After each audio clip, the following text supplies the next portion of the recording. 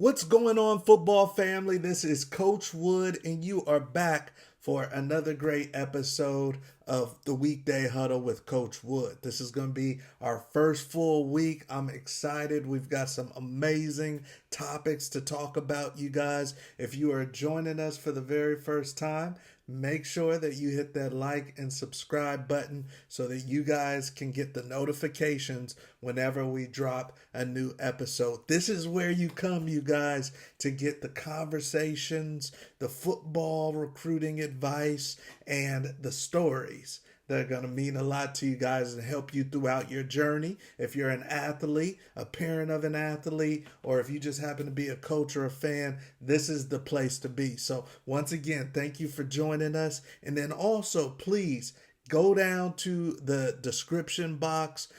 We've got links in there. We've got resources that are suited for our audience. So please check out the description box and go check out those links. But hey, let's get into it, you guys. Obviously, the football industry always gives us new topics to talk about. A lot of Weekday Huddle with Coach will be things that we know from behind the scenes, or things that we talk about with our athletes that might not be public, but we're going to use it to educate and further our audience. So I wasn't planning on getting into the college football playoffs, but it is just so chaotic. There is so much drama centered around it. College football, sports in general, high school football, it's just our soap opera. It's the fella soap opera, and I know the ladies love it too, but we had to get into the college football playoffs, you guys, because it is so controversial. Here is the field of 12. These are the schools that are eligible to take home a national championship trophy, you guys. And obviously you see the schools that have that first quarterfinal bye, and then the schools that are kicking off the first round. Now, first and foremost, there's probably three teams that really jump out to people. Three teams that jump out to people. I don't know about you guys, but for me, it's Tulane, it's James Madison, and it's Alabama. Those are the three teams that jump out to people. But once again, you know how we do with Weekday Huddle with Coach. We always cover things from a standpoint of reading behind or looking through the fine print. And then also taking the athletes and the parents' side of things. So if we look at the college football playoffs, you guys, first and foremost, a lot of people would say that we need to do away with James Madison and Tulane. They're in by formality. Neither one have a chance.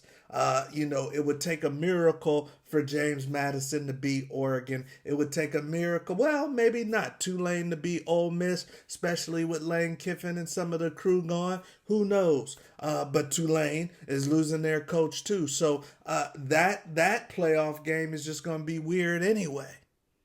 But who really has or thinks that James Madison or Tulane has a chance to go all the way? Has a chance to go, 4 wins in a row and take this thing all the way? James Madison, Tulane. And some would even argue that even today it's worse because a lot of the top players from these teams leave into the transfer portal and go to bigger schools anyway. So how many players do these teams really have that can compete to go all the way for a championship? So a lot of people would say we're wasting our time. I love the gesture. I understand the formality, the David and Goliath. You want to give the little guy a shot, but there is no shot. Why are we even dealing with Tulane and James Madison and leaving out schools that could really compete? So a lot of people are going to go there off the top. For me, myself, and this is where the whole pissing match is taking place, is Alabama and Notre Dame. Alabama and Notre Dame was the big gripe. We knew 2 small teams would be in there just by the formality of letting 2 Group of 5 champions in there. We knew we were going to have 2 small teams, just like we had Boise last year. SMU's in the ACC, but nobody was thinking SMU was going to do anything. and we weren't surprised what happened. So this year we have to put in JMU. We have to put in Tulane. Formality, let's put them to the side. The one is Alabama. The one is Alabama, the only one in the whole field of 12 with 3 losses, right? And also the SEC is getting 5 teams into the tournament. So high probability that an SEC team might have a chance to win it, right? Even though that the Big Ten is showing that they've got some muscle. But let's get back to Alabama, you guys, because this is where the piss and match takes place. The only reason why Alabama is in there is because they are super valuing the SEC, and also they know the cachet and the money that comes with Alabama. BYU's got a little bit of a gripe because they only have 2 losses this whole entire season, and both of those losses were to Texas Tech, which is number 4. So why did they get dropped out with only 2 losses to somebody that's in the top 4, and Alabama got in? Why did Notre Dame get dropped out with only 2 losses by a total of 4 points, and both the teams they lost to, A&M and Miami, are in the playoffs? Why did they get dropped out? Now, a lot of people in Mormon country, Provo, Utah, they're not happy right now how this thing paid out because they got knocked down for playing in the Big 12 championship. They got knocked out for losing to the team that they had already lost to, and we all know is a phenomenal team and has a chance to win it all. They had already lost to Texas Tech. They got knocked out for losing to Texas Tech twice. Alabama loses to Georgia and does not even drop. Why didn't they get knocked out with 3 losses? Is it because of cachet? Is it because we are super valuing the SEC over all these other conferences? Now let's look at Notre Dame, because once again, this is where the pissing match takes place. Notre Dame is one of the most established brands in all of sports. I'm not talking college sports.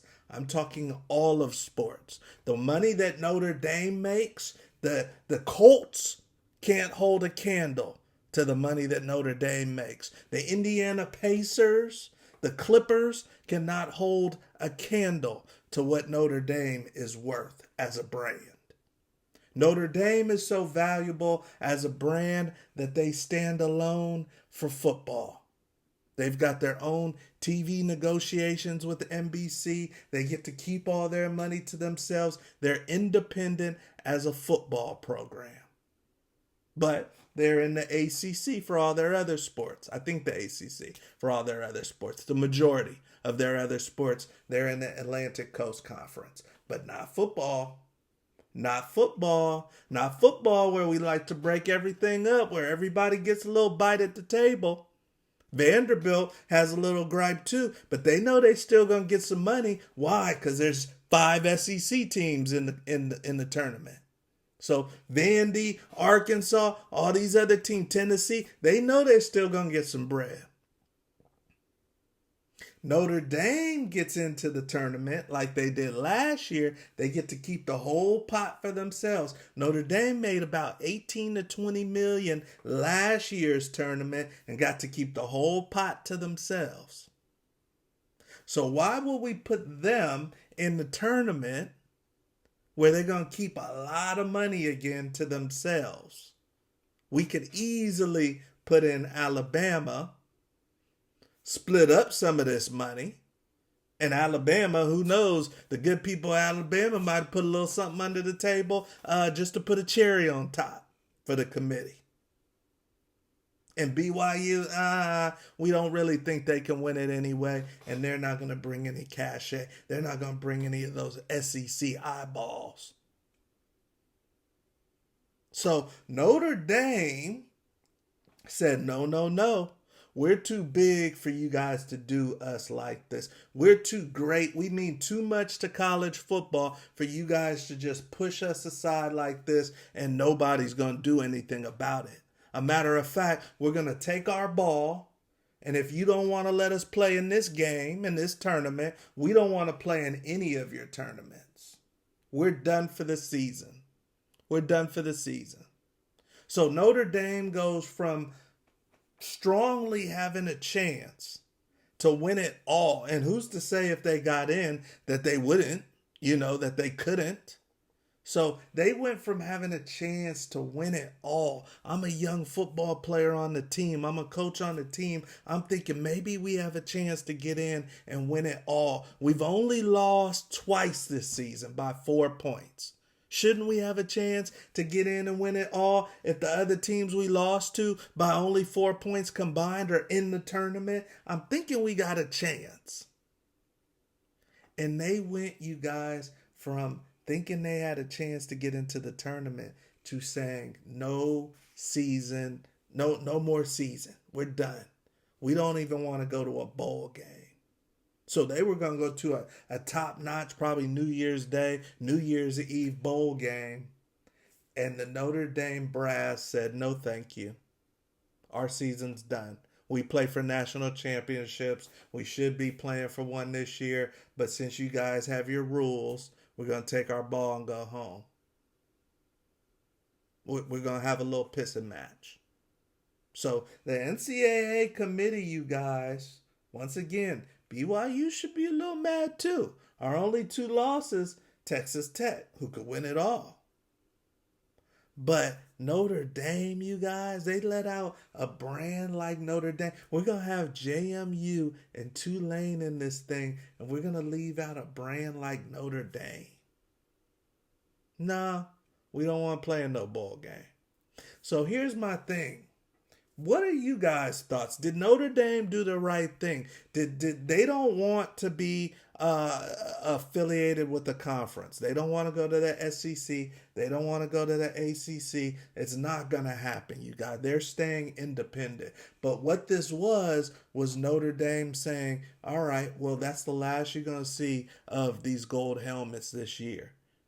We're fine. We've got our money. We do not want to even show up for anything else if you're going to treat us like this.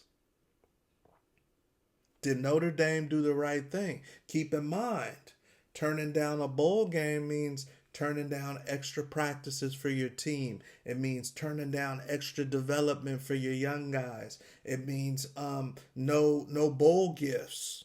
I've been to a couple bowl games. You get gifts, you get presents, you get your per diem. You get to go to a nice location and kind of kick your feet up a little bit. They're not going to do that. The athletes on their team, after a hard-fought season where they only lost 2 games by a total of 4 points, no bowl game for you. No playoffs, no bowl game, season over. So did Notre Dame do the right thing? You guys let me know. Did the stand up? Because this is them standing up and saying, hey, we're going to have a pissing match right here. Was it the right thing for the big picture?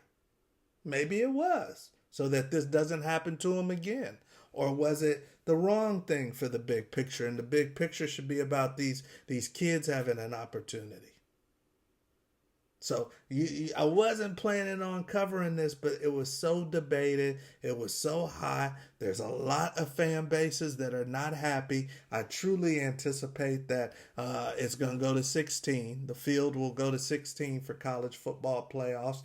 Who knows? Maybe they will say we're done with the group of 5 teams, but something's going to change. Something's going to change. But at the end of it, once again, these are decisions that are being taken out of the athletes' hands, who are the ones that the sport is supposed to serve. So, there's a lot of dynamics taking place in college sports, in high school sports, and we're going to cover it all, baby. We're going to cover it all. No fluff, unfiltered, bringing it to you. All of these topics. Once again, we've got stories. We've got behind the scenes things that we're finding out. And we're going to bring it to you in the huddle with Coach Wood. But you guys let me know. Was Notre Dame right? Was Notre Dame right for saying, you know what, our season's over? I don't know. You guys tell me what you would have done if you were the AD or Coach Freeman at Notre Dame. Are you going to let your boys play and go out there and beat up on somebody? Or are you going to say, no, you know what? We should have been in that committee. And since we're emotional, or we should have been in that playoff game. And since we're emotional about not being in the playoff game and the way you guys have these rules set up, or we got to watch Tulane and JMU, we're good. We're going to end our season right here. What do you guys think? So let me know and make sure that you are back with us tomorrow, Monday through Friday, baby. We're coaching every single day anyway, but now we're making the coaching public, and we hope that you guys rock with us. So make sure that you hit that like and subscribe button. Bring a friend. We've got tons of content that we bring to you guys free, just to educate, and so you can take your game to the next level. You can take your business knowledge of this industry to the next level. So once again, I'm Coach Wood. Hit those links in the description box. We've got recruiting support. We've got content, books, the whole 9 courses, you guys. We've got NIL education. So make sure that you hit those links in the description box, and then bring a friend tomorrow. We got another great topic for you. I'm Coach Wood. We'll see you at the top, baby.